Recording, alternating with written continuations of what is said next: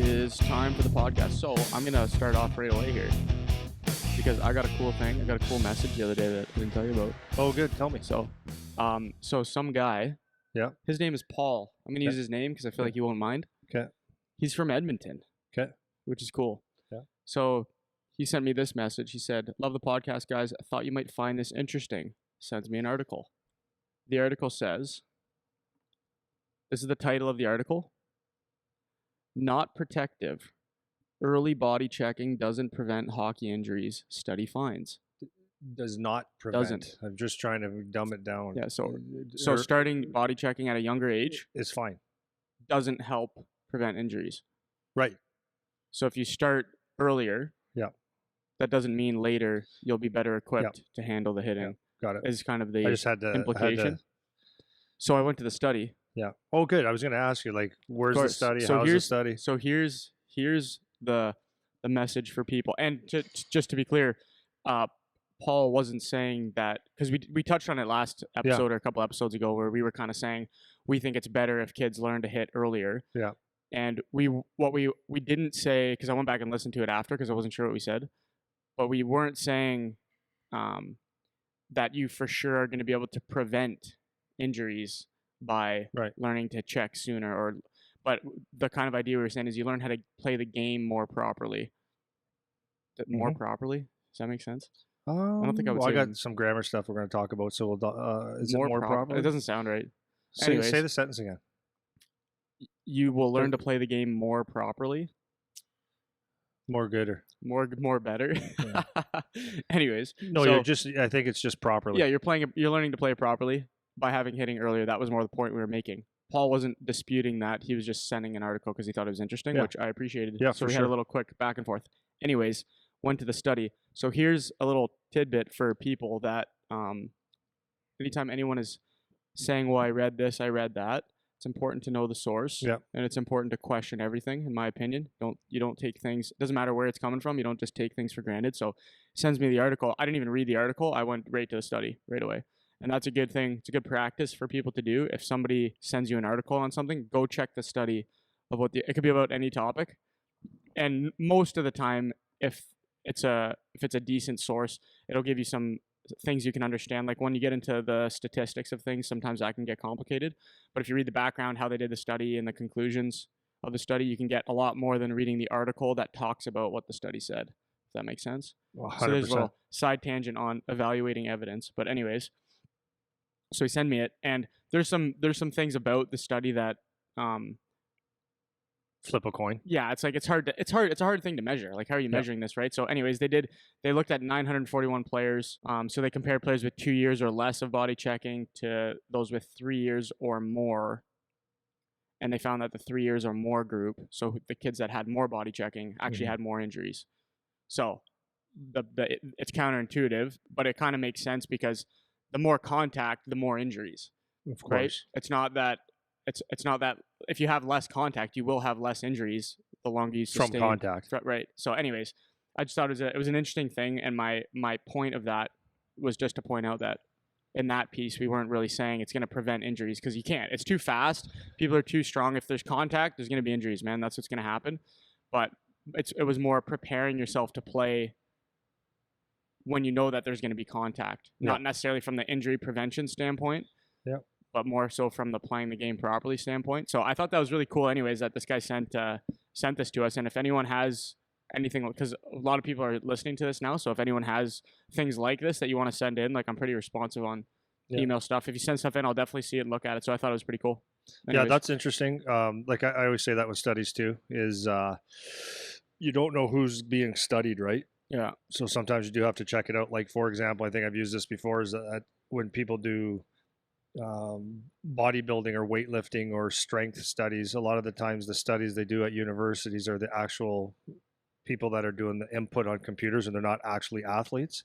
So you'll see, on a 6-week hypertrophy program versus a strength program, this half did this and this half did this. Right. But the bottom line is that they weren't really athletes, so they're going to get results. So you can kind of skew those studies.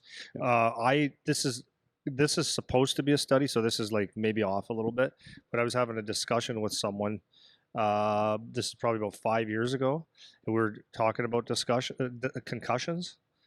And this person was in the U.S., I believe. Anyways, we're having a face-to-face discussion, and there's studies done on how concussions happen. I could be totally wrong, but this is just a discussion we had. Yep. And it actually made sense to me. They did, like, who, if you were to ask, well, I'm going to ask you, who do you think gets which sport would be susceptible to concussions? Well, Like most susceptible, just off the top of your head, what would you think? you would think it would be the high contact sports. I think I already know the answer to the question. Right. That's why I'm saying it like that. You would think it would be football, hockey, Right. where there's a lot of bumping around. Yeah. Okay. So the study, I cut you off there, but the Okay. study was, as they did all the sports, they found that susceptible to concussions would be wrestlers. Oh, interesting. Yeah, 'cause they just get slammed on Yeah, their head makes a lot. sense. Yeah. Quarterbacks in football. Yeah.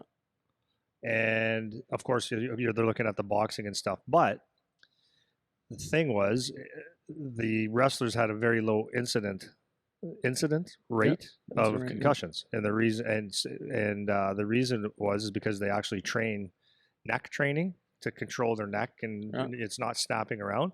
Whereas the football players, like the quarterbacks, they get smacked around a lot, but it's blindside hits. Right. So when you're not ready for it, and boxers, right? They're boxing, and they have their, they do neck training, so it's not snapping. Your head's not snapping around. So a lot of the times when you're playing hockey, that's where you see the concussions coming, is from blindside hits or when unsuspecting hits. Yeah. That's when your head snaps back, and that, I'm not a doctor, Yeah. right? You know what I mean? But Yeah. but it makes sense to me. Right. Quarterbacks, they're going for a ball and someone hits them from behind or from the side that they didn't see, and you see their head snap. That's where a lot Right. of concussions are. And of course, there's the direct contact too. But that was something. Yeah. Yeah, So, for sure. Well, yeah, that it's was interesting, but that's a good. It's just a good general point for people. Yeah. Is when somebody says, especially now, because there's so many conflicting pieces of information about everything, so it's really difficult to evaluate what's actually true and Yeah. whatever. And a lot of times, I find it's very context dependent Yeah. what you're looking at. You Yeah. know, so you can find specific information about a specific thing, Yeah. and you can find something that's kind of close to that, but doesn't really apply to that says the opposite. You Yeah. know, so you have to really be selective about Yeah. what kind of evidence you're taking in as fact or as truth or whatever, however you want to say it. But it's important that you go and actually read from the source what Yeah. the information actually says, because that'll give you the best gauge on what they're actually talking about. So I Yeah. thought that was just kind of a Yeah. interesting little tidbit of info. What else was I going to say about that? Oh, on our Sunday league with our junior pro guys, the first week. So obviously, when we're playing in our Sunday league in June, July, and August, it's for them to keep a good hockey pace. But and I would rather them not hammer each other, open ice hits and stuff like that. But after the first day, I said to the guys, I actually want you to have some contact, because it's just better for hockey. Because what happens is you get guys wheeling around and then they become careless almost. And then when contact comes, it's like, oh, you got to get back into it. So, I encourage the guys to, like, don't blow someone up at center ice and don't put someone through the boards, but finish checks, because it becomes more real and the actual game changes just a little bit, just enough. It makes it better. And it's better the last piece of that is, so when it's just, if there's no contact whatsoever, then the game becomes a little bit more floaty, and you get the skill guys trying to be skill guys. Whereas, you get a guy that's more of a grinder or a shutdown D, they don't get to play their game quite as much. So I like having a little bit of contact, and everybody's fine with it, but it makes the game better. And that's my exact point about what we were saying with the younger kids, is the sooner you have them do that, the sooner they're starting to feel what real hockey's like. So it's not necessarily the injury part. It's more somebody is there in your way. It's like, oh, like, so you get, it can be a little bit surprising or startling or whatever word you want to use, that when someone's right there to bump into you. And that's what we're starting to encourage more in that Sunday league as well. Just like that little bit of touch, people it starts to get back into what real hockey's like, So otherwise, exactly that happens, what you're saying. You get the guy that comes and wheels right down the shoot in the offensive zone, which that would never happen in a game ever, right? So it's like, and that's because guys can't hit. So guys will go stick check, and this guy can toe drag him now, because in the real game, he would have actually lit him up down the middle, and that guy would have never taken that lane or whatever, right? So yeah, so I think it's good. That's right. So Charlie's agent called me beginning of last week, and Ian, really good guy, man. I like it because I like him because, well, I like him for a lot of reasons, but I like him because he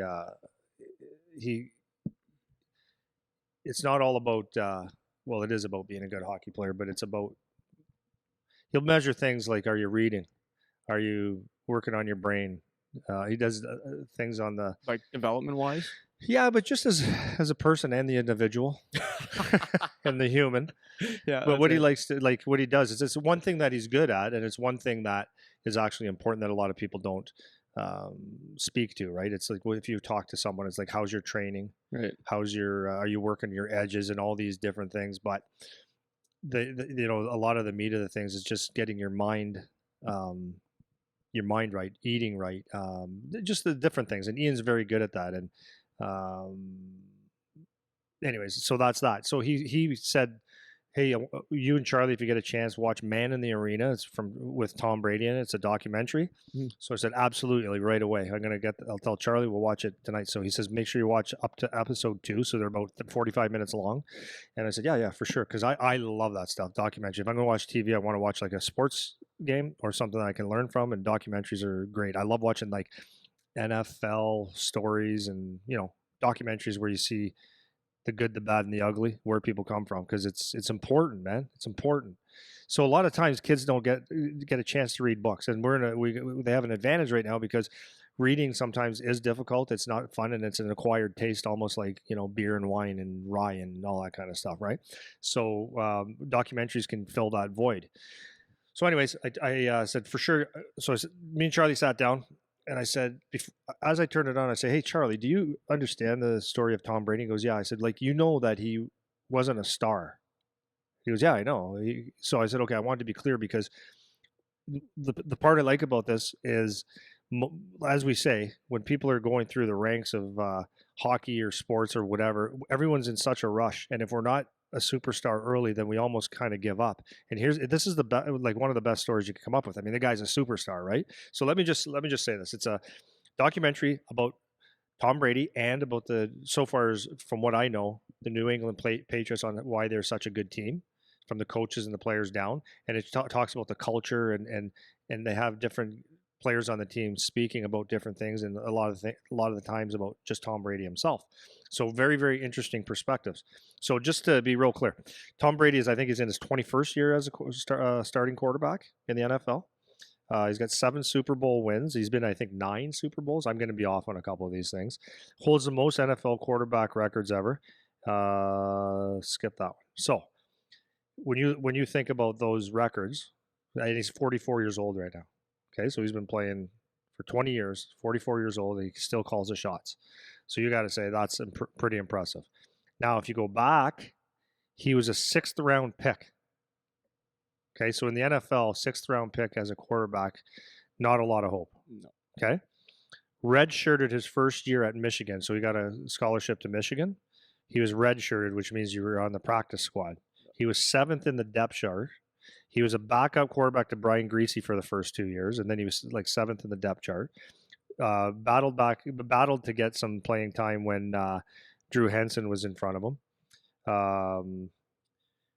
Hired a psychologist to help him with frustration and anxiety to going through this in college. Yeah. Like, so he's sitting there going, why can't I play? I just want a chance. Like, this is brutal. I'm going to practice every day. And you got to think, because Dalton talked about this, right? And I've actually talked to quite a few pros in the NHL that do this. When you're not top-notch guy, if you're getting scratched and stuff, guess what you get to do that day? Bag skate every day. It gets old and frustrating, and then you wonder why you're even in the NHL. In fact, Dalton sent me, we were talking his 1 year in Calgary. He was getting scratched a little bit.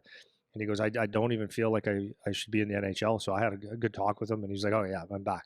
But that's what happens, right? The anxiety and the frustration. So, and then he battled for that. So in pro, at the combine, he goes to this combine, and he was like super underwhelming. So if you ever watch a video of him and they showed the combine, I remember. Yeah, he's standing there like to get his arm span and standing there, and he looks like at the time he would have been in his early 20s. He looked like an out of shape dad. Oh, he's an absolute milk bag. Oh yeah, just a milk bag, complete milk bag. Oh he was slow, had his dad bod, and I guess he didn't have the best arm. Yeah. So they show him running the 40-meter sprint, and it looked like a guy out of shape going for a jog, and he was sprinting. Yeah. So how the heck does this guy make it? For in the first place, how does he even get to that place? But Yeah. I guess he had a brain, right? Yeah. So, so what I love is that I love that he just wasn't the best. This is what I love about this story about Tom Brady. He wasn't the best. Mm-hmm. So when we're sitting here as players and parents, this is good for parents and players, because once you get to certain levels, let's say college OHL or your first couple of years in higher levels, junior B, whatever, we all expect things to happen quickly, and we can't even fathom sometimes how hard it is to be, when you're playing against guys 4, 5, 10 years older in the NHL and stuff, 20 years older, can't even fathom how hard that is to get good in that league, and that we can't fathom that your time is coming, you have to develop, and maybe you got 10 points your first year and limited ice time, and you're so frustrated, you can't put together like this. I don't know if this is ever going to work. And if you look at if you go and see stats of players, like Eric Wellwood, for example, who worked with me in Coaches Pro, he got drafted to the Spitfires, and then he got sent down to Junior B, and then he got called up the next year, and he played on the fourth line and got like 10 points, and then the next year he had like 17 points, and then the next year he had maybe 30, and then the following year he had like 70 points and 34 goals. Yeah. It's a process. That's right. And it's grinding through the process. I mean, grinding through and understand that the process actually works if you do the work. Yeah. But it's so frustrating. But I really like the fact that this documentary is not about Tom Brady was a superstar kid, almost like Wayne Gretzky, right? There's adversity and all that stuff, but he was a superstar kid. Went to any school that he wanted to. Was a starter, had a success story, and the end, right? I really love that thing. So, do you have anything to add? I do, yeah. So, this goes back to one of the episodes we did a while ago about it was called "There Is No Recipe." Mm-hmm. How you can find a guy that took every which way to get where he's going. So the context we were talking about before is people think that there's decisions you're going to make when you're young that are so consequential that will either make you or break you when you're 10, 11, 12, 13, whatever. And we talked a little bit about how you can find a guy that did it the superstar way, where they were just the best and always the best. The guy that was a star but then fell off the map and didn't make it. The guy that was kind of a star and then fell off and then came back. The guy that nobody ever heard of and he comes out of nowhere and is the best. Or the guy that you've never heard of and he comes up and he's just good. He's not the best, but he's just good. And he makes it and he's there. One guy that I remember I used to watch, he was in the OHL when I was a kid, was Josh Bailey. Remember Josh Bailey? Yeah. And so he was a top end junior player. Yes, he was. And he's a guy that could have gone on to be, by all accounts, he was a first round pick, second round pick? He was a first round pick. So it's like this guy could be a star for sure. Yeah. And he's not a star in the NHL. He's just really good. He's really just good. He's there. He's been playing for 12, 13 years now. Really good. He's like, I think he's a second line center, and he's been there on the Islanders since he got drafted or whatever, right? And stories like this. I think he made it at 19 or 20. I think 20 years he was old. there quick. Yeah. So my point in saying that in relation to what you're talking about here is Tom Brady's the extreme of, he was, not that he was no good, he was just good, but not that good. And then all of a sudden he turns into this superstar. 7th on the depth chart at Michigan. Yeah, right? But I mean, you still got a scholarship to Michigan. 100%. So you're good. 100%. But you weren't a stud, And this is just another example of that. There's no recipe thing. Like, you can find the guy that did it every which way. And people are inclined to pay attention to the highlights, meaning the best guy, the highlight reel, goals. People are inclined to pay attention to that. On their Instagram, people post the highlights of their life. Nobody sees the stuff that builds up to it. Yeah. And it's easy to forget and think that you need to be at this level at this age and follow on the Sidney Crosby track and all that kind of stuff.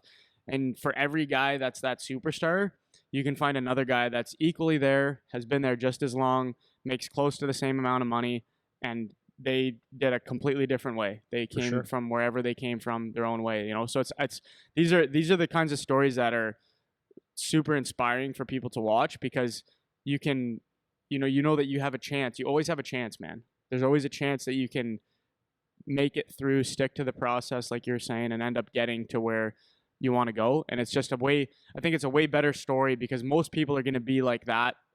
Not that they'll get to the superstar level he got to, but most people are going to have to muck and grind and battle and whatever. Very few guys get that straight shot from the time they're 10, 11, 12, right up to being the superstar, So it's a really, really good message. So it's nice that you guys found that, or that Ian showed you guys that. Well, it was not that it was good timing or bad timing, but it was timing, I guess. Just talk about your days coming. So we were watching the Memorial Cup finals, the Ontario Hockey League finals. And we're just saying I said, look at these guys never come off the ice, Charlie? And then guys that were playing a little bit more earlier in the season weren't getting on the ice because now it's like go time. So now you're fighting for your ice time. You can continue doing what you're doing. In 3-4 years or 2-3 years, the roles change because you're the older guy. And if you look on the ice, everyone's 19 or 20. You the 16, 17-year-olds aren't the stars right now. It's just the way it is. Yep. So you have to go through that process. And we're so anxious to prove that we're good now, but you just have to do the little things now. Be good at both ends of the ice. Be good at your checking. Be good at being responsible, chipping in when you can. And then you don't have to be a star, like you said, at 14 or 15 or 12 or 17 or 20. It's grinding it out. And you don't have to be a first-round pick or a second-round pick. It's grinding it out. As you were speaking about going through maybe not being a star, I remember what I was saying about, and you read that too, about George St. Pierre when he was beginning to become a mixed martial artist. And he was taking his little bit of money and taking a bus or getting a ride to New York City and going this cockroach infested little room with drunks and druggies to go to train with John Danaher, the jiu-jitsu coach. And he'd spend all day there and he'd just say, "Here, this is what I have. What can I do?" And he'd just say, "Yeah, just stay all day." And he'd stay all weekend and train. And that coach said, "There's not one thing in that kid, George St. Pierre at the time, that indicated that he would be a world champion. Not one thing, but he did whatever it took." So that was kind of cool. So when you're discouraged, if you're ever discouraged, just look at Tom Brady. Just look at Tom Brady. This is the best quarterback probably of all time that wasn't good until really good until he was his last year of college. Yep. So if you want it, if you have the work ethic, if you have the desire, stick to it. And I'm not saying you're going to be the superstar, but it sometimes just takes time. If someone that good had to go through years of frustration and hiring a psychologist, then wow. Yeah, right? And just be patient, man. Like this is the age of everything now. I want it now. I want it today. Yeah. I want it yesterday. Like that's the framing for a lot of, and not just kids either, like parents and adults too. Like this is the other part of the discussion that gets irritating to me when people try to pin, they make this generation, this and that and whatever. I've said this a million times before, but like you're the parents of the generation. Yep. And you guys do the same shit. It's like when I watch kids on the treadmill and mom or dad is sitting right there and they are on their phone the whole time.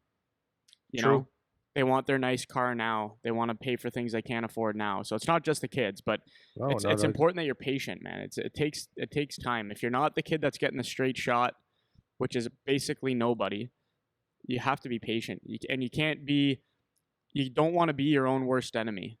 Yeah, and for sure. We have some kids that you can see some of that in here too, because kids are different. Some kids handle things better than others, but there's a few kids that really smart kids. They have some potential to go on and play and potentially make a career out of playing.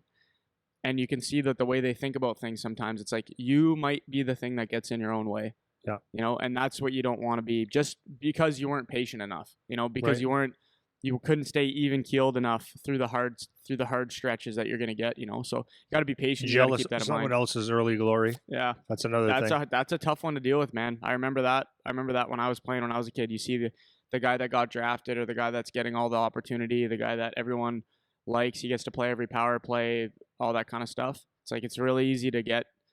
I'm not sitting here saying it's something that's easy to avoid. It's hard to avoid. It's difficult, but so just recently, they did some selections for under 17, under 18 World Junior camps, and I go back to Jocko Willing's good So if you didn't get selected to go to the, I mean, we're still young, right? But if you didn't get selected to go to the under 17 or under 18 camp, if that's a goal of yours, it could be like, man, I wanted that. And you can sit there and look at, I think I'm good enough and all that kind of stuff. That's fine. But to me, the answer is good, because this was a long season anyways, like it ended longer.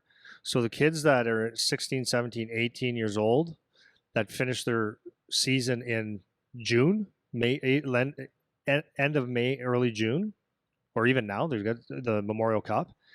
They got to go from a hard playoff to go to another camp. Where is the training?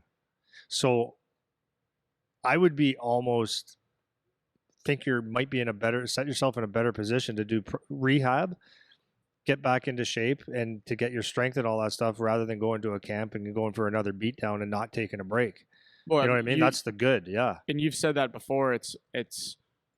Do you want to be do you want to play on Team Canada under 17, or do you want to play at the World Juniors, or do you want to play in the NHL? Right. Like, which thing do you want? And if you miss one of those other two, like, what a nice, like, feather in the cap type moment. You get to go play for Team Canada. It's awesome, that's man. Amazing. It's great. awesome. I'm not sitting here saying you shouldn't do that if you get the opportunity. But is it the end of the world in the grand scheme of things? It's like you have a greater goal. And that might actually be good. You get that time to heal, and we were watching what was I think it was Game 1, Hamilton and St. John's. Yeah, that's who's playing St. Memorial John Cup right Sea now. Dogs, yeah, first game, and St. John won 5-3, I believe. Yep, I think so. 5-3, yeah. St. John's, they didn't have a great team, so one of the guys that works with us was saying that the coach from UNB is coaching St. John's right now. Yeah. Because St. John's fired their coach because they lost first round, or they didn't make the playoffs, or I don't know what happened with them this year. I'm not sure, but they are hosting, so they get to be in. So here's a team that they didn't get to play all of playoffs. Fire the coach, got a new coach coming in, and then Game 1 of Memorial Cup, they just beat Hamilton, who I don't know if they're favored to win or what, but they're the top team, one of the top teams in Canada. They've got some good odds. Yeah, right? And St. John's comes in and wins their first game, and tell me that's not because Hamilton's just played a 7-game series against Windsor and played 2 months of playoff hockey, and St. John's has been probably preparing just for the Memorial Cup. Yeah, their guys get to train, they get to practice, they get the time off, they get the rest. Yeah, so don't Hamilton's underestimate. a mash unit right now. There's like ice bags everywhere. Oh yeah, of course. Yeah. So just to your point of it's not always a bad thing that. Depending on what your goal is, obviously. If you want to play look at the good. Look at the good part of it. Yeah, Jocko Willink, man. Type that in. YouTube that because the video is cool too. Yeah. Jocko Willink, good. Sick video. So not to beat this documentary to death, but I just got a couple more points. Okay. And I think it's important. This is something parents can use from this too, right? Or people going to super teams and stuff. So the documentary also speaks of, the guys speaking, and also speak of why this team was so successful. Which team? The New England The team? New England Patriots, right? And it kind of starts with the coach, right? Because he said that one of the things that he did, because there was lawyer Malloy. He was like a really good safety, actually Tom Brady's friend from college and stuff, and he was like one of the best safeties. And then they canned him, and they got a guy named Rodney Harrison coming in, and he was not the same quality of player. Okay. And everyone's like, "What the hell is he doing?" And then the team was actually better. And he made a couple moves like that, right? Mm-hmm. So that's what Tom Brady said. That's where I really realized my first taste of pro football, that this is a business, that it's not about friendships. It's not about loyalty. It's about who can make my team better. Right. So this is a really good statement of what Belichick, the coach, said. He said, "This is not a collection of talent. The team is not a collection of talent. It's a team that's assembled to fit together and work as a team to win." So that's where that Lawyer Malloy was a great player, but they found a guy that would be better for the team. And what they said, what he said to him, what they said about the Harrison guy that came in is like, actually, this is what happened. So he knocked a guy out in his own team when he was playing in San Diego, I think it was, in warm-ups in a game with a hit. And so he got sitting across like this at an interview. Maybe he's going to sign with the New England Patriots. So they're discussing it, and Coach Belichick goes, "So I saw you knock that guy out in warm up," and he goes, "How the hell would you see that?" And what he realizes, this coach notices everything, like everything, all the little things. And he goes, "I'm signing right here. This guy knows what he's doing." But the point of that is Belichick was like, I need a guy that's going to push my players. And as good as this other player is, I need this mental case to come into practice and keep everybody so sharp and not give a rip what anybody thinks. And that's what his attitude was, to make this team better. And that's what they got out of it. So it's not the best safety. So let's say in hockey, the best centerman doesn't mean that that's the best fit for your team, right? And you might need someone does something a little bit different that Send brings a another message. element, Yeah, right? To that's right. bring everybody up. Mhm. Might be a leadership quality. It might be whatever. So this goes to what we were talking about, and I've never said it this way because I actually never, I couldn't put the words together. Is when you go to a super team and you're playing in the big cities and you go, okay, now we need two more guys. We haven't lost a game in 2 years. Why do we need to make our team better? It doesn't mean that they're the best Team. It's the best fit. Then they lose to they can lose to a lower level team that has Mhm. something else. That collection of players doesn't necessarily mean it's the best thing. Yep. The best teams are going to be teams that have different roles and people accept different roles. And that was the other thing that Rodney Harrison said. He said, I was not playing football to make friends. I was there to win. And I didn't care if you liked it or not. I don't care. I'm here to win and do my thing and to compete every single day in practice. And this team would be like, they were talking in the documentary. It's like guys would walk out of the see each other in the hallways or whatever and say, hey, did you do video yet? He goes, oh yeah, I did 2 hours there. He goes, oh yeah, I did 3. And it was like constant. Oh, you're leaving the gym already? Would you eat? And it was constantly about raising the tide. Yeah. Right. Yeah. So That's great. yeah, and then compete every day. And he said the reason that it's important to compete every day, he goes, because Rodney Harrison extended his career a few years. He was about ready to go.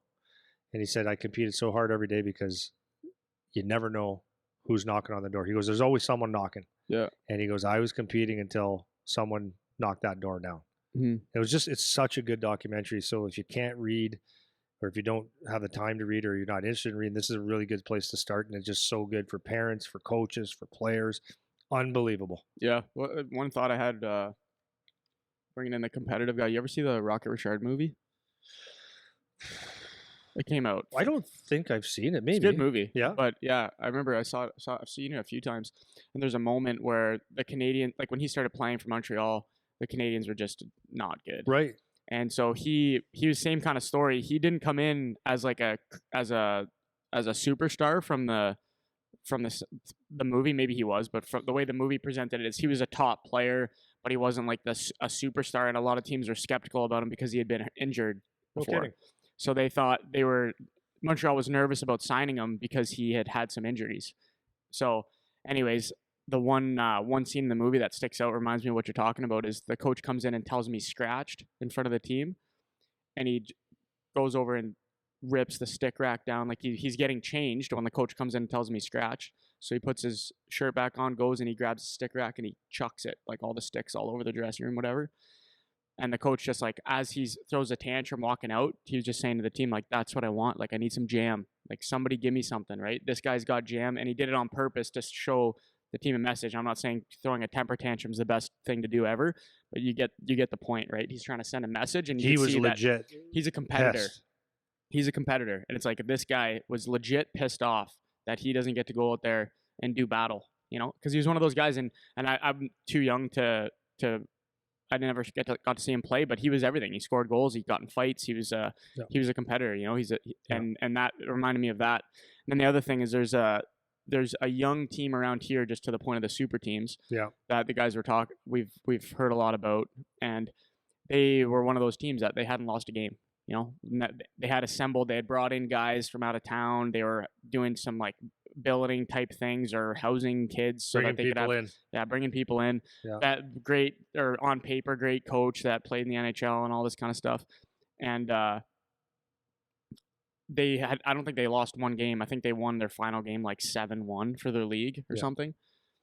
Then they went to this bigger tournament, and that had a whole bunch of teams from all over the place, and they ended up finishing Canada, even international. Yeah, international across Canada. They ended up finishing 13th or 14th, and the team that they beat in the finals of their league finished 3rd or 4th or something.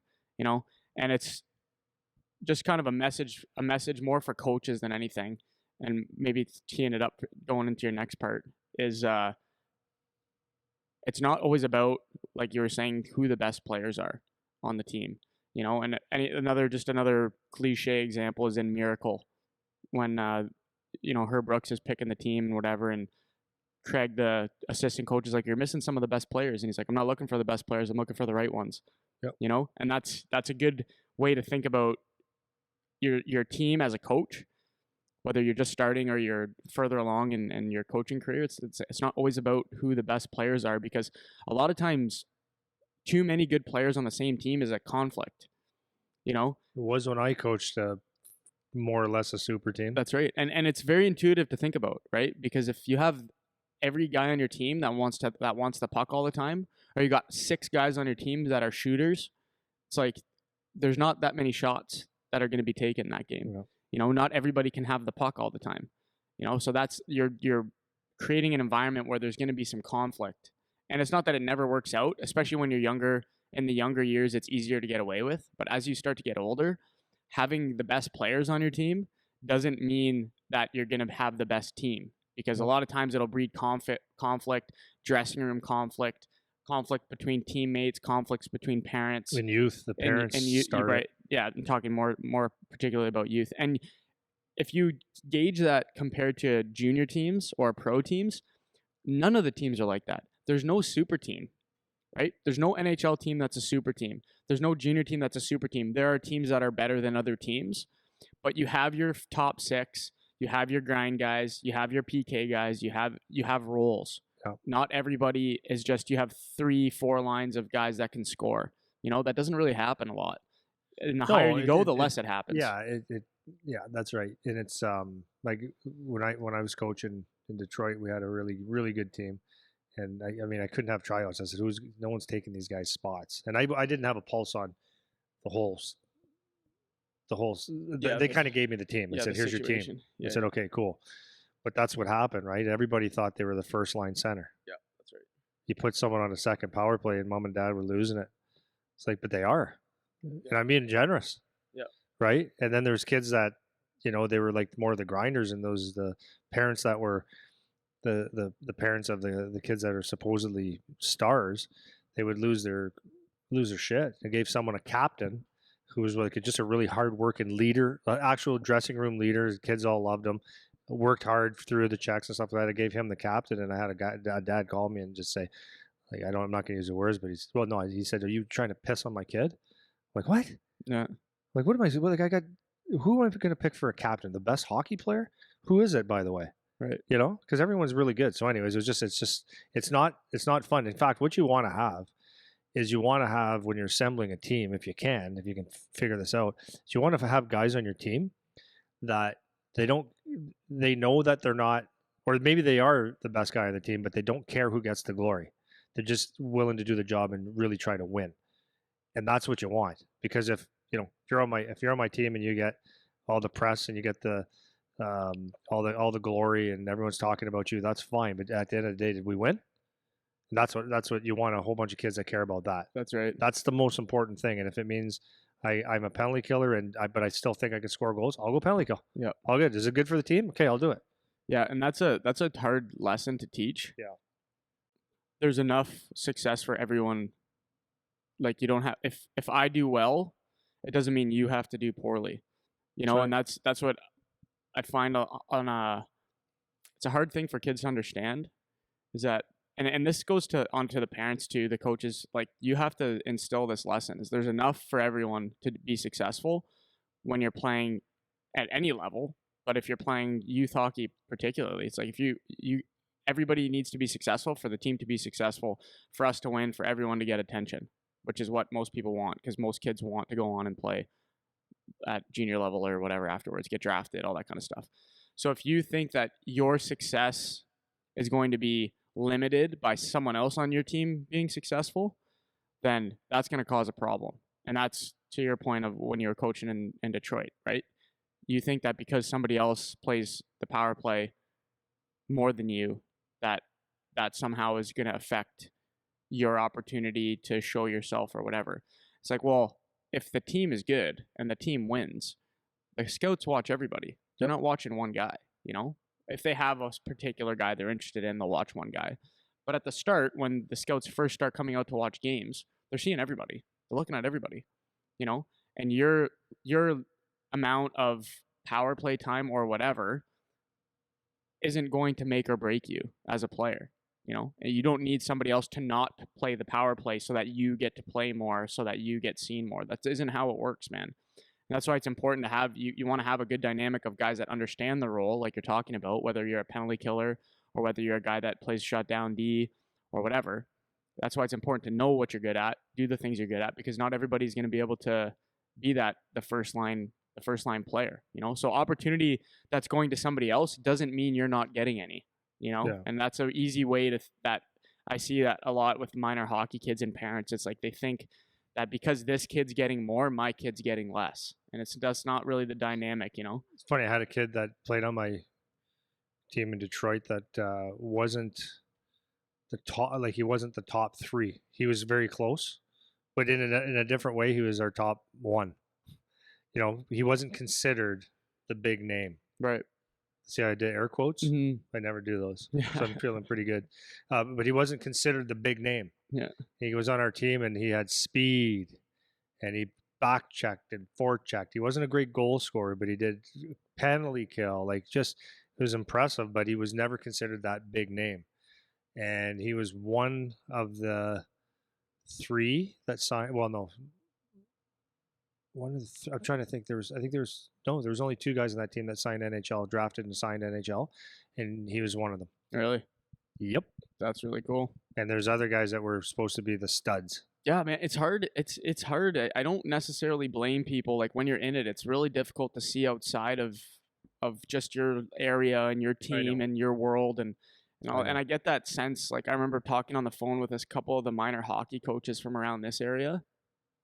And I remember one call in particular, the coach was talking to me about like where they're drawing the boundaries between teams and which guys that means they'll be able to get and all this stuff. And these guys are like 13 or whatever. And I'm just thinking like, you actually think this is that consequential? Yeah.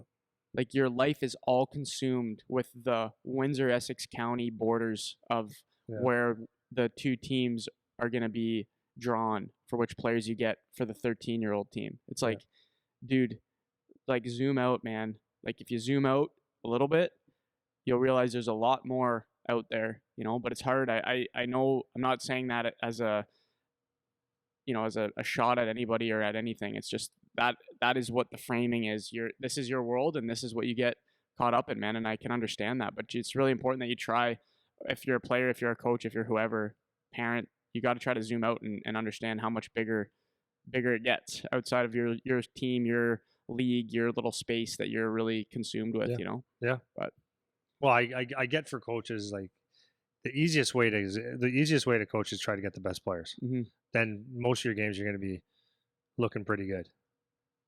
When it gets to the nitty gritty, it becomes a little bit tougher. So I can understand where coaches go, if I could just not have these couple kids on my team and just improve it, then it'd be better. So if our boundaries are bigger, we could take better kids or more. Well, then more you actually choice. have to coach, though. That's the thing, right? If you just have a collection of the best players, then you don't really have to coach.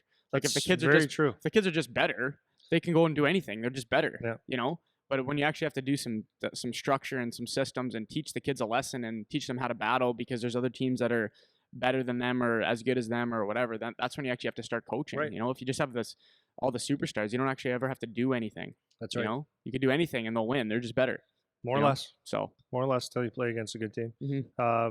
Do you want to explain the question or you want me? I can do it. So we're kind of leading into it anyways, which is nice. But we had one of our members online was sent in a question asking about kind of beginner level coaching, like we're kind of talking about a little bit now. And they were just curious, saying that they're starting to get into coaching and they don't have a ton of experience or a ton of people to look at in their area as a good example of how to run a team when you're just starting out. So for the rest of the episode here, I want to talk about some coaching, or I want you to talk about some coaching themes or tips or fill in the blank with whatever word you want to use for coaches that are more beginner level. So okay, so it's beginner level. More beginner level. Meaning like Beginner coaches or beginner youth? coaches, Like youth? either. So if you're Okay. you're just starting out being a coach, so we can Yes. cover like a couple different ages. Okay. So it's going to be in youth hockey, Okay. and let's say like on 50. Well, I guess it could. You wouldn't really be. You're probably not going to be a first year coach if you're coaching a draft year team. Right. But beginner level, so it'd be younger than that. So let's say So 11 and yeah, down. yeah, right. Something like that. 12 and down, whatever. Just starting out as a coach, and just some tips for structuring your team, skill stuff, actually training them on the ice, and then behind the bench, like how you're actually your coaching styles Okay. and what you should be focused on behind the bench. Okay. You know, so some of that's we'll try to keep it specific to that because we've done as maybe a prelude to this. We did a episode called Coaching 101 where we touched kind of generally on a lot of these themes. Yeah. But here we're going to try to gear it more specifically to like the more beginner level stuff. Okay. So we'll keep it within that context for this episode, and then if people want something more specific in another area, we can do that too. So Okay. Yeah. Cool. So first of all, like anybody that wants to get into coaching, I'm like awesome because we need good coaches, and preferably when you do it, you're in it for the right reasons, right? A lot of times people coach and when they're young, and you want to be competitive 100%. But we have to look at what level we're coaching. So we're looking at this younger level. I think the most important thing right now is to have a good development for them. And development comes in different ways. Development comes both on the ice, and it becomes your behavior off the ice. Not that you're telling them, teaching them to be good kids, but the message can't just always be about hockey because it's not all about hockey. It's about life. Yep. Right. But being a hockey coach, as the statement I said a couple weeks ago that I read, is that I guess a hockey coach has more influence than a lot of parents do. Yep. So this is a really important thing is understand that a kid will look at you as a coach and he's going to think that you're awesome or he's going to hate your guts, and kind of almost no in between. Yeah, sorry, let me interrupt you for a Sure. sec because this is just a little quick side story that I think was interesting. So last night I went to a graduation for a school that does some training here, Right. and I run their class when they're here to do their training stuff. And so I was listening to the valedictorian do her speech, and she made mention of me specifically in the speech, and it was really interesting because I saw this particular class once a week for the year, so not a whole lot of time, but she made mention of me in the speech. Unreal. And so my point of that is, as a coach, you don't realize how much you end up impacting kids or how much they can, and I'm not saying I had the biggest impact on these kids ever or anything, but just the fact that I was mentioned means that they think something of me. They pay attention to what I'm telling them, or however they value that, it means something to them. You know, so as a coach, it's going in with for the right reasons. That should be like number one, is you understand that the kids are going to be paying attention to what you're doing. So if one day you want to be a coach and that's a reason why you're starting coaching because you want to see, that's fine. But if you're starting at the youth level, your number one concern, motivation, whatever, should be you're trying to help these kids be better in their sport and be better people, because and enjoy it. And yeah, because that is what's going to happen, whether that's your goal or not. You're either going to make them enjoy it, do better, be better, or you're going to make them hate it, do worse, be worse. Yeah. Regardless of your motivation, you're going to get one of those two results. You know, so understanding that is important. So sorry to interrupt. No, that's good. I'm glad you do. The next thing is you know, it's good that you put yourself in the fire, get involved. Like a lot of people, it's the thinking about coaching, and am I good enough? Like especially if you're new. If you're new and you got a group of kids, it's like, as much as it seems simple, you got 8-year-old kids. I'll just go coach them hockey. You have to know a little bit about hockey, like a little bit, and you have to be. You can't be intimidated by speaking to them about hockey because it's like they're looking for you for answers or whatever.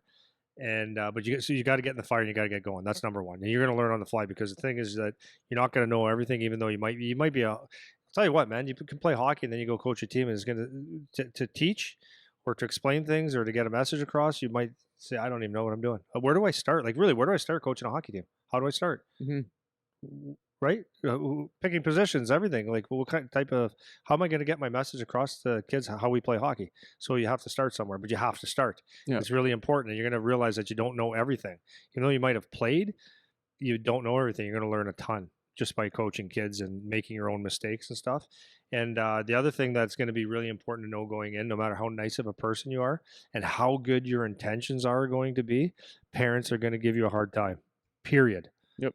It's and you could be at the absolute lowest level of hockey at the youngest ages, and you're still going to have parents that are not happy. So just know that going in, that's That's not non-negotiable. personal It's going to necessarily. happen. Yeah. It's going to happen. Yep. So be ready to deal with that. And then when parents have things to say, I mean, this is why I say this is the other thing is know why you're coaching, and know who you are and be yourself.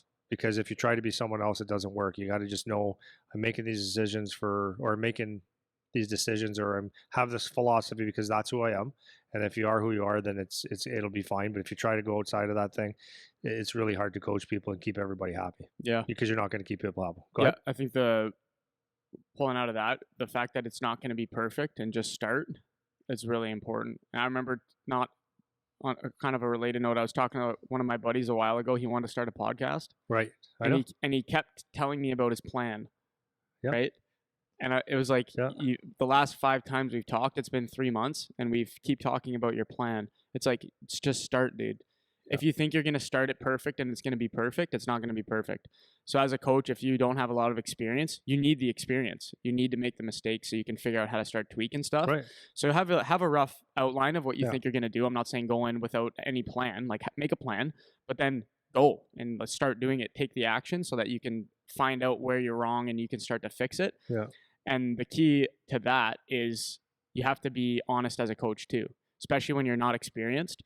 People are going to come to you, kids are going to ask you questions, parents are going to ask you questions, and sometimes you won't know the answer, and you should be able to say, I don't know the answer. Having the humility to say that because you are just starting out as a coach. So you don't need to be embarrassed or insecure about that part of it because you know that you don't have the experience yet. So come by it honestly, do the best that you can do, but don't be so caught up about it being perfect that it keeps you from doing as good a job as you could do because you're just really concerned about it needs to be perfect and ideal because it's not going to be. Yeah. So Yeah. So I would say, like, if you're starting, especially if you're brand new to coaching, I would say have an idea about hockey. It's important, a little bit, anyways. You know, like even if you have to take and I think most organizations do have some sort of course to teach you a like little a bit of hockey, certification thing, and yeah. there's some resources. So you got to just figure out which ones work the best for you. But it's just to get used to that kind of stuff. And then when you're going in there, kind of have a philosophy, right? So the philosophy being, like, I think if you're coaching 8-year-old house league or like a low level travel, I don't know if your emphasis, or even AAA, I don't know if your emphasis needs to be on winning. I think it should be more on development, and winning can be a byproduct if you do things properly. Yep. And but I think it should be mostly skill development, and you sprinkle some hockey systems and processes in there, like how to break out properly, like maybe even forechecking a little bit, but nothing too crazy as a young guy. You got to let them position stuff, let them go play some hockey, right? And with a lot of skill work. And then as you move up, 13 or let's say you start at 7 or 8-year-old kids, and then as you move up to higher levels and higher age groups, then obviously just doing skill work doesn't make a good hockey team. The kids want to actually learn how to play hockey too, so you want to learn and brush up and add a little bit of system work as you move along. Does that make sense? Yeah. So would you say that maybe kind of talking about a little bit of the differences between age and house league, AA, AAA kind of thing? So younger, you want to do more just like kind of skill stuff, letting them play the game and figure it out with some basic structure and systems if they can handle it.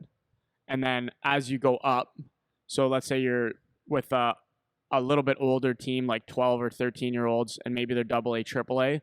Now we should be doing more team-based things in terms of systems and structure and all that. Does that make sense? The difference between those two? Because I'm thinking, just noticing the kids that we train, when you're younger, the kids, their season is when they do hockey. Yes. You know, as they start to get older, the individual skill stuff, a lot of those kids go do on their own. So I feel like that becomes less important as they get older, doing the individual stuff. You still want to have some, but you want it more in the team context, the team setting, in the system that you're trying to teach and all that kind of stuff? Is that kind of Yeah, I know. I know what maybe? you're saying. I don't know if I can answer it exactly, so I'll just say it this way. Yeah. So yes, when you're younger, it needs to be skill based. Why? Why? You don't have any skills yet. Because you don't have skills. Yeah. That's right. You haven't touched the Yeah. puck enough. You haven't skated enough. You haven't shot the puck enough. Right. Even if you're a good little young guy, you haven't done enough of it. So you need to work on skills. So if you start working on who needs to go first on the puck, and you need a high guy here, and that's not important right now. You can add little sprinkles of that. Right. What I would add in is with the younger group is because going through pylons at that age is fine, right? That's fine, doing all that kind of stuff. What I would add in is like passing, like the simplest form of passing drills, like stationary with maybe what do you call that? Exchanging lines and stuff like that, while you're carrying Follow the your puck. pass kind of Follow stuff. your pass, like the most basic things like that, because that's skill building. And because here's the thing, what people have to understand when you play hockey, any sport, is you want to play the actual sport. So doing the skill drills is all fine, especially younger kids. They just want to play. And now we have like the organization saying, okay, you're only allowed to play half ice. I don't have a problem with that, by the way, but a lot of people do. So kids want to just play hockey. So what I would do in those drills, the skill drills when you're younger, is you have to add the competitive edge to get the best out of the kids. Like gamify it a bit. Yeah, so Yeah. small area games or races, Yeah. things where they have to compete a little bit, and put something at the end, like you could push ups, a lap, or slushies for the winner. Like, Yeah. it doesn't have to be big, but have something where they want to win. Yeah. Because what you'll find is a lot of people, even older guys, right? They do drills, and it's like I told you about the one guy that really good player, but he's a really good OHL player, but in practices he doesn't care. He doesn't see the point. Mm-hmm. But if there's something on the line, that might get him to go a little bit harder. So when you're young, that's what I would do. Lots of skill drills. There's you can just for the purpose of this, you can go online and find a whole bunch of stick handling drills. There's a million of them out there if you wanted to. There's I think U.S. hockey, if you're American or Canadian, there's books of small area games, and just go play them. Go play those. Those are great. So what I would say, that if you break up a practice, it's an hour. It's really 50 minutes. You do some skating. You could do skating with races, but just some skating. You don't have to be the best teacher, by the way, right? For an 8-year-old kid, house league or low level, or even 12-year-old, you don't have to be the best teacher at it. Just have them do repetitions, and they'll by default get a little bit better. And then start off with that. Add some pucks to it. Do some small passing drills. Then get into some small area games with competition. And I think that's your best bet moving forward. You don't have to be a genius. So as you hone your practices and you see what's the best for those kids, then you can keep your best, get rid of the ones that you don't like that much. Yep. And really, obviously the younger they are and the less talented they are, the less you can do. So it's very, very simple stuff. The one thing that I would say when you're coaching at that level, though, is not necessarily the skill side, it's the effort side. The fun side and the effort side. Make it fun and ask for effort. And the effort, you really don't have to go that deep, and you don't have to be Newt Rockney to get the effort out if you have small area games with something on the line a little bit. Now, you're going to get some kids that cry because they lost, because they're young. Yeah. But we'll deal with that part. Yeah. Right? Yeah. So sure. The goal is, I'm a coach, coaching young guys. Maybe they're good, maybe they're low level. My point of this is that let them touch the puck, let them play games, let them pass the puck. Don't get too instructional on anything. Yep. And then in the games when they do play, you can point out a thing here too, but I promise you they're not listening. Yeah. They're not.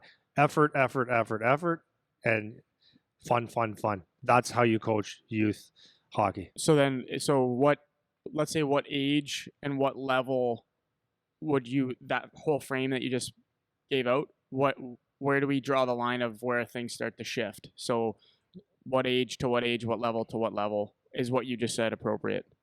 Yeah. I would say once you get to about U13, so after Pee Wee, that's the old words. I think it's U13, Bantam, when there's body checking now. It's actually real hockey. You kind of weeded out some of the kids. You got probably more of a look of what your hockey team is going to look like for the next couple of years. Right.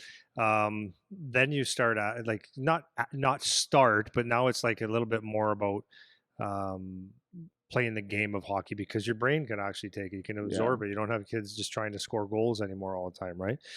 When you're younger, it's like let them play, sprinkle a few things in there. But once you get into Bantam, it's like, okay, this is how we're going to learn. This is how we play hockey now. Okay. Your practices now are going to be, not that you didn't do breakouts before or you didn't do a forecheck or anything like that, but now it's going to look, now it's actually important, right? Yes, and this would be for like we're still talking like, now we're talking like AA, AAA type level. It's not if you're still playing house league at that level, like kids want to play. They don't That's necessarily 100%. They don't want to get.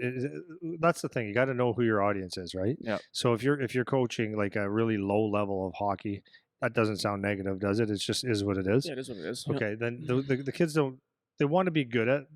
I'm sure they want to be good at it, but they're not dying to be the best penalty killer They're in the not league. going home and practicing hours and hours and Right. hours and hours. So they want to go out and have fun, and you got to coach appropriately, right? So a lot of games and stuff. But now when you get to a little bit higher level, then obviously you need to break out the puck properly, forecheck somewhat properly, have some resemblance of a system.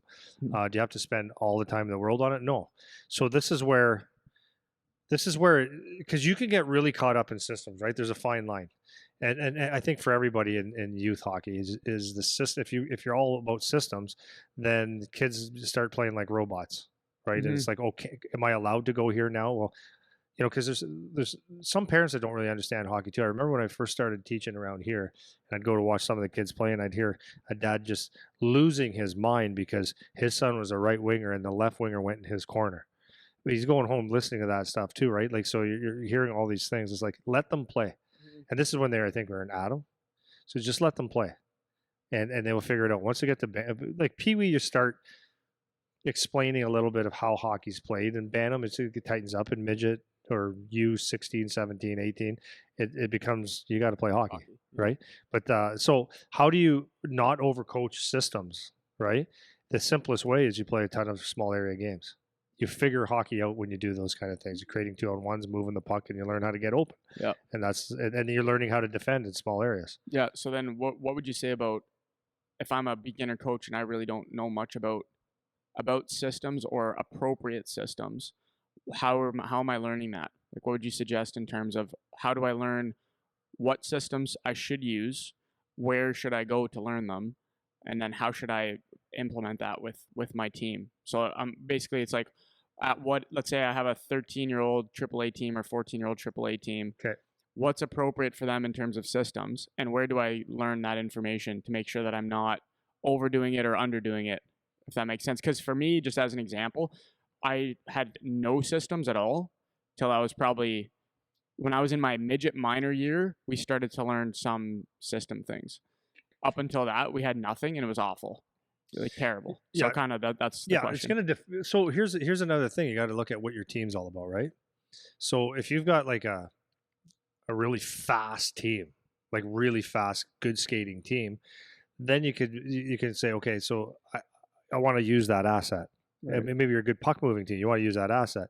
So your systems are going to look something that will work with that. So maybe you're doing a lot of short passes. Maybe you're stretching guys out things. Maybe you have the luxury of having 2-3 guys on a forecheck and take away room, right? Yep. So that might be okay. You got that. So if you got the opposite of that, and I'll get to the end of the question after. If you got the opposite of that, you got like a real slow. You had tryouts, and you got 16 guys that tried out, and you got a 18-man roster. You know that you got slim pickings, and you're waiting someone gets cut from another team, so you're getting the crumbs. Yeah. Right. So you know that you're going to have. You won't be competing with the Toronto Marlies or the CompuWare teams or the Chicago Mission. So what do? Well, to give your kids, if it's about winning and developing, they're learning something too. Then okay, well, we're not going to keep up with them, so we have to counter that. So how do we counter that? Well, obviously we're going to have to be more of a defensive team, a little bit of a muck and grind team, ham and eggers, as they say. So you have to learn that. So okay, nice, Andy. Where do you go for that? Well, one, you can talk to coaches. But you don't want to get too complicated. Or youth hockey typically has the skeleton of drills or systems that you can use, right? What was the other thing? Oh, and then there are coaching clinics out there. But from my perspective, coaching clinics are not very good from what I've seen, because most of them are, it's really good that Barry Trotz comes in and speaks, but Yeah, yeah, yeah, it probably has nothing to do with you. yeah, So I would say, like, you have to just know the identity of your team. So let's just say you live in Windsor, Ontario, right? Because this happens a lot. And a coach comes up and say, Andy, can I pick your brain for a couple minutes? Can I get you to run a practice or two to yeah. show them? Yeah, for sure. And then they have an idea, and then you actually spend time with the coach a little bit to explain, and not over explain, but to explain how they can make it work. So that's a couple ways that I would do it. Yeah. So the one thing I'm just writing down here is we talk about players all the time and how important it is to have a brain, and equally important for coaching. If you're a coach, you got to have a brain. So the first thing, just summarizing what you said, and then you tell me if I got it wrong. Okay. You need to know your team. Yes, know what you have. So before you decide what systems you're going to use, so you can't go into your year with your systems before you know your team. Right. Because now you're going to be applying things that might not work with what your team can do. Yeah. So if you have a bunch of kids that they just cannot figure out what you're saying to them, where it's like they are not able to grasp more complex topics and whatever, but you already have 5 systems where there's all kinds of shit happening at the same time, it's going to explode. It's not going to work. Yeah. Right. So first is you need to know the team, and you've talked about it before, have your team identity and how the team plays. How are they going to play? Are they going to play fast? Are they playing muck and grind? Are they playing defensive? Whatever it is that you decide, know that first. And then you can go to the book that Hockey Canada gave you, or you can go to YouTube if you want to, or you can go wherever, because this is more beginner level stuff, and figure out what will apply to the strengths of those teams. What will they effectively be able to accomplish? And most of the time it's going to end up being, from my perspective, is things that are just simple. You want to keep it simple because they're still young. They're just starting to learn what they're doing. But you want it to be things that play into the strengths of that team that you've identified what they got. Does that make sense? Is that what you're saying? That's exactly what I was saying. But even as when you get with the older kids again, Charlie just walked in here, but like the same thing with them, right? They do their practices, they do their systems, all that stuff. But what do they really love to do? They like to do some competition. Yeah. We play a game. Charlie asked me the other day when we were on the ice, "Hey, Dad, can we do a small area thing at the end instead of doing this?" I said, "Yeah, we'll do that." They love it, right? So they're going to learn in an environment where it's fun, right? And doing things where they can compete. So again, you still want to keep that. You still want to keep that. It never goes away. It never goes away. Yeah. Like the simple things really are the things that help. Because the other thing is once if a kid does move on to junior and stuff, then the systems are like huge. That's you have to play within a system, or else you don't get to play. That'll come, and it'll be different than you ever learned before, anyways. Yeah, I feel like, and I really at some point I'm gonna want to do the whole coaching deal to see what it's like behind the bench perspective, but I think it's just important, like I mentioned a minute ago, is keeping it simple, because you kind of want to just teach them to be able to understand a system.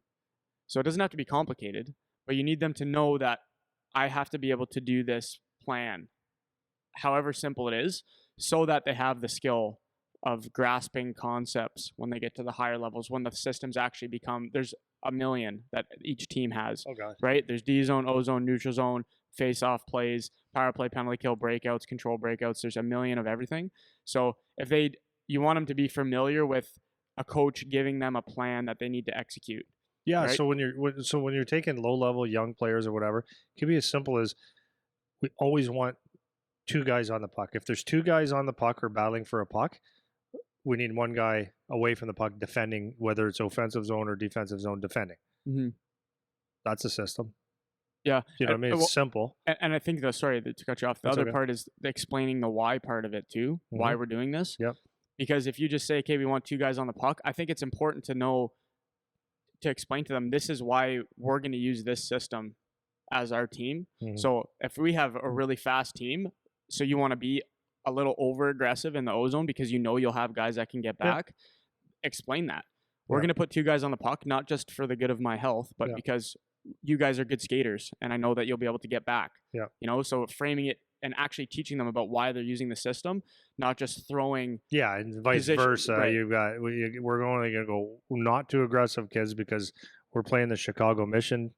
They're really fast, and we're We're ranked 312th in Ontario, Yeah, so we have to find a way to slow them down. So we're going to make them have to work to get down the ice. that's right. Right. Yeah, yeah, for sure. So speaking behind the bench, Yeah. is that's another whole thing. This is what most coaches do, and this is a huge mistake. It's okay to be no. Most coaches think that coaching is raw motivational speeches all the time, and if you go in there with energy and even in practice, I've seen this so many times. Like people go, man, the coach is intense. Like it's awesome, he's intense, and I'll see it and I'll go, he's not really intense. He's actually just yelling and screaming and trying to get some energy or trying to look like he knows what he's doing, but there's not a lot of good quality stuff coming out of his boosh, right? So coaching isn't about giving a motivational speech every day. Now, having said that, there's some people like I have the ability to be able to, when I would go in my dressing rooms and stuff, have a message that would elevate their Get them fired up, kind of thing. Yeah, but it wasn't necessarily to get them to go rah. It was to get them to like, okay, I'm into it, or it might be like get them knowing why they're playing hard and stuff. Like, so I had that ability. Not everybody does, but mine wasn't like raw. It was like purposeful and stuff. So, but then there's a lot of people that like I could tell them the most motivating story, or it could happen right in front of their face, and they'll walk into the dressing room and they just the demeanor and everything about them is just like, hey guys, let's go. And they're they sound like they're giving their accountants giving the financial data from a Fortune 500 company, and the kids are sitting there falling asleep. Right? It's no good. Right? That's right. But they do, and they talk and they speak and they go through every detail and stuff, and it's like, yeah, right, yeah. So there's a fine line. So the thing is it's not about motivational speeches. Have short little messages, but what it is about is ensuring that, like this is where I said work ethic. Always ensure that they're working hard, right? So a kid can appreciate that. So, like I said, if you're 8 years old or if you're 14 years old, and you're AAA or you're not, I think not every kid, but most people like to be told that they've worked hard, or I think you could do a little bit better. Yep. Right? So it's coaching effort is number one. Coaching effort, and then the next part would be, if there is systems in your thing, is coach the system. Right? So you're not just saying, guys, let's work hard, because it means nothing. Right? It's hey Charlie, that shift that you just did there, do you see what happened when you went to that puck and you knocked it off his stick? I know you don't think it was a goal, but that kept it in their end for an extra 30 seconds. That's good job, buddy. And then he goes, oh, okay, I did something good. That's encouraging. I'm going to do that again. Yeah. And then a lot of coaches, so the opposite of that is what a lot of people do is, like, if they're not giving motivational speeches, they walk around with a furry eyeball all the time, looking at kids and trying to find their mistakes and just barking at mistakes. That's not necessary. It's actually helpful, but it's not helpful now for youth hockey, right? There's a way to explain it. So I think it's so let's say I'm going to use Charlie sitting here right now. So we do that same example I just used for Charlie.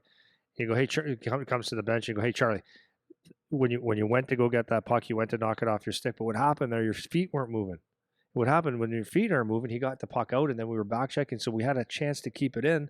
And if you just put that little bit more effort, moving your feet a little bit more, getting there, like really, really want that puck. You know what's going to happen, son? You're going to have that puck in the zone. You're probably going to score a goal. Yeah. So that's the same. It's the same. It's a message, but in a way that he's learning. So he's probably going to take that message, instead of saying you need to move your feet, or why were you lazy, or whatever the negative thing is. If you sandwich it into something like you were doing a good job until here, but you had to just fix that. Next time you do it, good things are going to happen. Yeah. So that's how you learn, right? I think what you're kind of packaging up, the first part of that you were talking about, was you kind of have to know yourself as a coach too. So you were saying about the motivational speech thing, like you as a coach, you have that ability where you can be a little bit more motivational when you get all fired up, like it's inspiring to listen to, and you can get the kids going. Not everybody has that ability, and kids are very good judges of pretend, right? So it's important that you're genuine and you are who you are. For sure. To the kids, because the kids pick up on bullshit right away. Yeah. They don't have to say it. They wouldn't even know that they are picking up on it, but they can tell very easily if you're not genuine, or if you're not doing things that you would normally do or say yourself, So I think it's important that you be who you are, be genuine about it, be honest about it, and all that kind of stuff. And don't try to Don't try to put yourself into the mold of what you think a coach should be if it's not something that you actually have within yourself to do. Yeah, for I sure. think that's important because kids read that right away. So you don't have to go in and be the raw guy just because you think that's what coaches do. You know, you can be, because me as a coach, like the guys that when I'm training the kids in here, I'm not a raw guy. Like the odd time I'll get hype just like because if they're doing a big lift or whatever, because that's fun. But I'm not like a yell and scream and get in your grill. Like I never do that with these guys. Because to me, like what I laid out with them at the start is it's not my job at their age. It's not my job to make you work hard. You work hard, right? If you don't want to work hard, I'm not going to make you work hard, you know? So I don't have that in me where I'm real raw in their face yelling and screaming. I don't do that because that's not part of me. I'm not like that. You know, so you don't have to do things like that just because you think that's what coaches do. That's kind of the first part. And then the second thing, you've talked about this before too. You're talking about, you know, when kids come to the bench after their shift and all that kind of stuff. The kind of meta thing I'll pull out of that is you're coaching the kids on the bench. You're not coaching the kids on the ice. That's right. You know, and you've made this point before, and I think it's such an important thing that I know where you're going. That coaches and especially like parent coaches or people without experience, they don't know is they're on the bench with their foot on the boards, over the boards, yelling, so true. Yelling shit on the ice. Yeah, pass, move get it, back, skate, back check, whatever. Yeah. It's like they aren't listening to you. No, they're on the ice playing the game. They don't hear you. They're on the ice playing the game. They're not listening to you. You know, so your job as the coach from the behind the bench perspective is to talk to the kids on the bench. Yeah, you know, that's who you're coaching. It's not the guys that are in the moment playing the game. You know, so I don't know if you want to rip on that. Well, yeah, so that's a like great point. There's a lot of times coaches just they feel like they're not coaching if they're not yelling something or screaming something or doing a commentary on the game. Pass it, like move it, nice play. It's not coaching. That's anybody can do that. You're Howard Cosell now, right? You got a microphone. You're explaining what the game's what's happening in the game. Yeah. What you want to do if you need to say something, which you try to pick your spots. But like let's say we're puck's in our end and it's coming out. Maybe you're saying to the boys, okay, boys, let's you should be looking up the wall, looking up the boards. There's the open guy. You guys see that? Like, so maybe some guys hear it, some guys don't, right? He's got the puck. We got to be looking to move that, guys. You got to be moving the puck in that situation to create a 2-on-1 or whatever. But you'll see that turnover, boys, at the blue line. We got to make sure that gets over the blue line so that you can get it in the other end. Just that's the way you should be coaching. And then when kids come to the bench, you're explaining things to them if you can. Mm-hmm. If and if you don't really know the game that well, that's why just the work ethic is another piece to coach around. Yeah. But so I guess in that situation, we're looking at if you're going to give instruction, you probably have some idea how the game's played.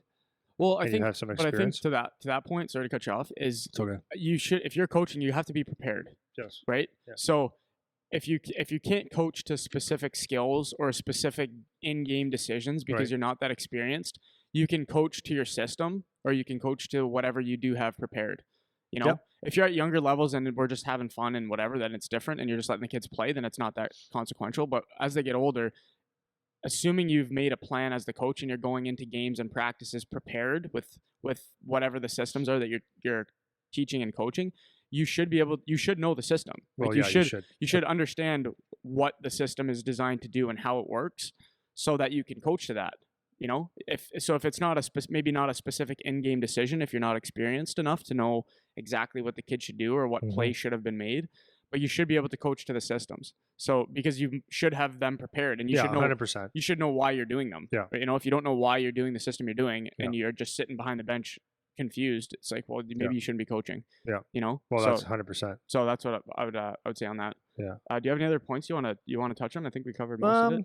Anything else? I guess the last thing that's important actually though, it doesn't matter what level you are, NHL or I believe this in the NHL too, all the way down to the lowest level. I think that put the players first. Like in the NHL, I know you're doing it for your job and it's all about the wins, but I truly believe that and I could be wrong about this because I know some coaches that they don't give a rip about how you feel. Just do this, this, and this. I think it lasts for a short period of time because it wears out. It's like you don't give two rips about me, and I'll do my job, but like I hope you get fired too. Yeah. But I think it's very, very important that you put the players first and actually think through them. I was talking about this in my office with RC yesterday but where's that line? And I said, it's really hard. I said, that's why I don't know if I could be an NHL coach, because it's actually just about the wins. That's how you keep your job. Yep. If you don't win, you don't have a job. So that's why you have guys that they have the reputation that they're assholes, because all they care about is, Eric, this is your job, and if you don't do it absolutely perfectly, then you're not playing, and I don't care. Too bad. I need to work too, right? But when you put the players first, like, what do the players? How can I help the players? I guess I'll put it that way. How can I help you? Like John Tortorella has that reputation of being like a real hard ass, and Dalton would be the first one to say he's a hard ass coach, because the level has to be. You can't take a shift off. Take a shift off, his foot's up your ass. Yep. But he goes, I know 1,000% that he cares about me being the best that I can be, and knowing that little piece gets them always over the hump of when the foot's up the ass. Yeah. Right. So that's number one, especially, and then as younger players, if they know that you're coaching to help them, then they're going to do a lot more for you. That's the bottom line. And the thing is, in youth hockey, and I've seen this a lot, is when guys coach so that they can show everybody how great of a coach they are, because we won the Ontario whatever or the state championship, and I've done that 3 years in a row, and they walk around like they're Joe Coach. It's like, okay, cool, but you're not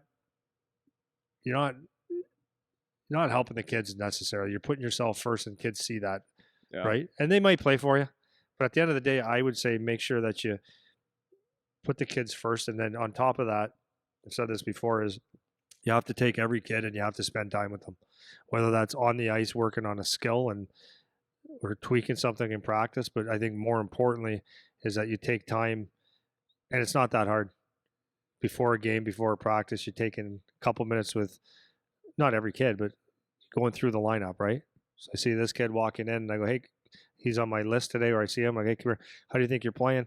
Yeah, I think you're doing great. I think you can work on this. I love your effort. This, that, the other thing. How's life? Mm-hmm.